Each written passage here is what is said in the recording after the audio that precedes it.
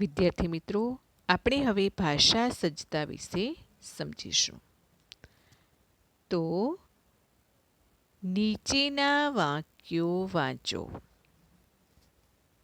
પહેલું વાક્ય છે, હું ખોટો નથી એ કેમ સિદ્ધ કરું? બીજું વાક્ય છે, તેણે શી વાત કરી? અને ત્રીજું વાક્ય છે, મારે શું કામ કરવાનું છે?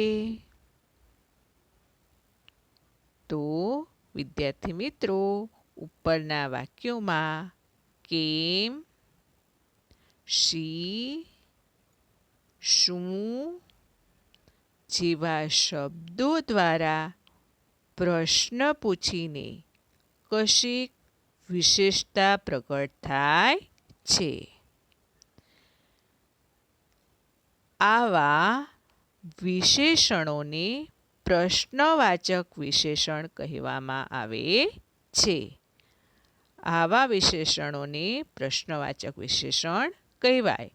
આવા બીજા વાક્યો શોધીને તમારી નોટપોથીમાં લખો. આપણે અગાઉ કયા કયા વિશેષણો શીખ્યા? નોટ કરો. હવે આપણે અભ્યાસ વિશે સમજીશું. 1. નીચેના પ્રશ્નોના ઉત્તર માટે આપેલા વિકલ્પોમાંથી સાચો ઉત્તર શોધીને તેનો ક્રમ અક્ષર પ્રશ્ન સામેના ખાનામાં લખો. 1. સુરત કઈ નદીના કિનારે આવેલું છે? તો કઈ નદીના કિનારે આવેલું છે? તાપી. ગ આવશે. બીજો, લાકડીના પુલ આગળ જહાજમાં બેસીને મક્કે હજ કરવા કોણ ગયું હતું? તો ક આવશે, ઔરંગઝેબ. ત્રીજું, ભારતમાં થર્મોપોલી તરીકે કયું સ્થળ જાણીતું છે? તો ખ આવશે, બારડોલી. 4. ભીલ રાજાઓની મહોલાત જોવા ક્યાં જવું પડે? તો ક આવશે, રાજપીપળા. હવે પ્રશ્ન નંબર 2. નીચેના પ્રશ્નોના ઉત્તર આપો. તો 1. પાઠના પ્રારંભે આપેલા નકશામાં કયા કયા શહેરોના નામ છે? તો પાઠના પ્રારંભે આપેલા નકશામાં અંકલેશ્વર, ભરૂચ, રાજપીપળા, સુરત, બારડોલી, કામરેજ, ડભોલી, સિંગણપોર, માંડવી, ભીમપોર, ડુમસ, હજીરા અને સોનગઢના નામ છે.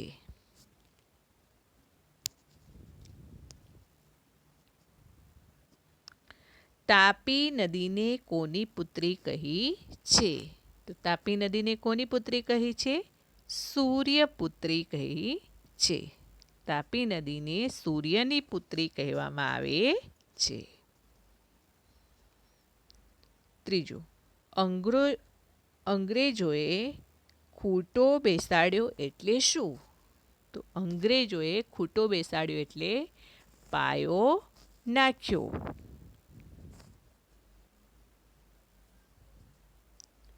4. અકબરે ક્યાં પડાવ નાખ્યો હતો? તો અકબરે તાપી નદીને કાંઠે આવેલા કિલ્લા પાસે પડાવ નાખ્યો હતો. 5. સુરત શહેરમાં કઈ કઈ પરદેશી જાતિઓ આવેલી છે? તો સુરત શહેરમાં આ પરદેશી જાતિઓ આવેલી ફિરંગી, અંગ્રેજ, વલંદા, ડચ, ફ્રેન્ચ, મોગલ વગેરે જાતિઓ આવેલી. હવે આપણે સ્વાધ્યાય વિશે સમજીશું. તો 1. આ પાઠમાં આવતી કાવ્ય પંક્તિઓ લખો. તો કાવ્ય પંક્તિઓ કઈ કઈ આવી છે? એક તો મોજ શોખને ખાણી પીણી સુરતી લાલા સહેલાણી, વાડી ગાડી લાડીમાં તે કીધી જિંદગી ધૂળધાણી. બીજી કઈ આવી છે? સુનાની મૂરત સુરત આતે શાતું હાલ, વેડ ડભોલી અને સિંગણપોર જતા આવતા થાય બપોર વગેરે કાવ્ય પંક્તિઓ આવેલી છે. અહીં બીજું છે, અહીં લેખકે મહાભારત સાથે સંકળાયેલા કયા સંદર્ભનો ઉલ્લેખ કર્યો છે? તો અહીં લેખકે મહાભારત સાથે સંકળાયેલા સંદર્ભનો ઉલ્લેખ કર્યો છે.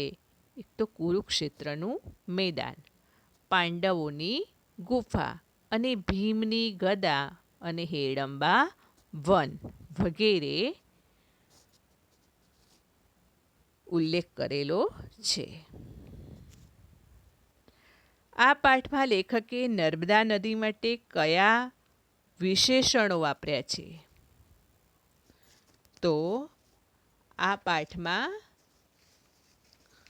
લેખકે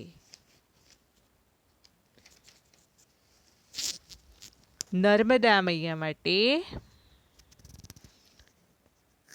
એક તો રમ્ય, ભવ્ય, સોહામણા, આહલાદક, સંતોના શિરછત્ર, સામવેદના વગેરે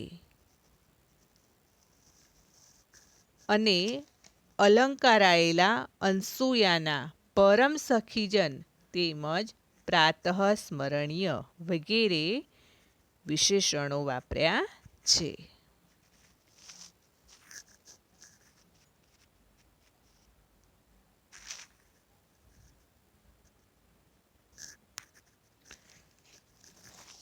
ચાર, આ પાઠમાં ઉદ્ગારવાચક 5 વાક્યો શોધીને લખો. તો વાક્ય 1. સાતપુડાના હેરિયા જોવાની કેવી મજા આવશે, ચાલો. બીજું વાક્ય છે, માં તમે અમારા માટે શું શું નથી લાવ્યા. ત્રીજું વાક્ય છે, કોણ જાણે પણ આ ડુંગર ઉપર જરૂર કોઈ સંસ્કૃતિ સામ્રાજ્ય ઉગી આથમી ગયું હશે. ચોથું વાક્ય છે, ડુંગરમાં પહોંચવું છે, તેલનો વિસ્તાર ધરતી તળે અને ઉપર કાળા કાબરચિત્રા માટીના ઢેફાળા જ્વાળામુખીએ કરેલી અગનની ઉલટીઓની નિશાનીઓ વગેરે ઉદ્ગાર વાક્યો છે. હવે આ પાઠમાં આવતી 2 કહેવતો.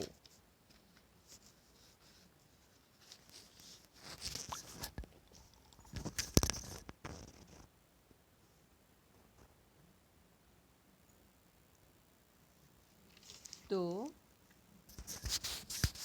વેડ ડભોલી અને સિંગણપોર જતા આવતા થાય બપોર. અને બીજી કહેવત છે, આપણે બારણે પારકી લડાઈ. હવે નીચેના જોડકા જોડો. તો સૂર્યની પુત્રી તાપી. બીજું, ખારવા ખલાસી માટે જગ મશહૂર. તો શું આવશે? ભીમપોર. ત્રીજું, ભારતનું થર્મોપોલી બારડોલી. ભૂતિયા ટેકરા માટે જાણીતું.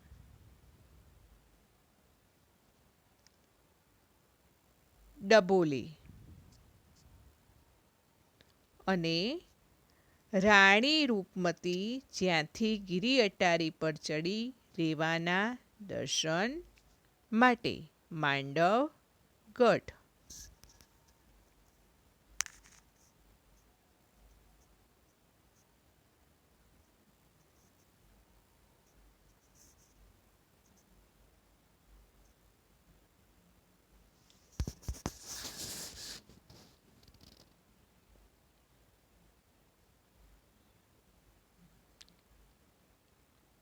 નીચેના વાક્યોમાંથી પ્રશ્નવાચક વિશેષણો શોધીને લખો.